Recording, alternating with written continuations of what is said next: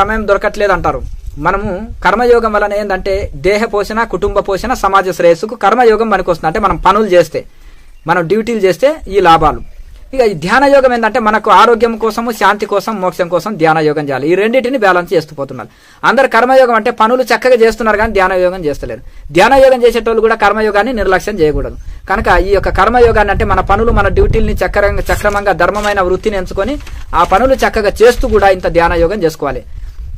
ధ్యాన యోగం ఆరోగ్యం, శాంతి, మోక్షం కోసం. మోక్షం కోసం మానవ జన్మ వచ్చింది. కర్మయోగంలోనే టైం పూర్తిగా ఉంటూ టైం లేదా అనరాదు. మన డ్యూటీలు అయిపోయినాక ఖాళీ సమయంలో టీవీలు చూస్తూ, ఫోన్లో గేమ్స్ ఆడుకుంటూ, లేకపోతే యూట్యూబ్ చూసుకుంటూ కాలక్షేపం చేయకుండా ధ్యానానికి కేటాయించుకోవాలి. ధ్యాన యోగాన్ని చేయాలి. ఇంకా ఫ్రీ టైంలో ఉన్నప్పుడు మంచి ప్రవచనాలు వినడం, మంచి గ్రంథాలు చదవడం అనేది మళ్ళీ ఫ్రీ టైంలో చేయాలి.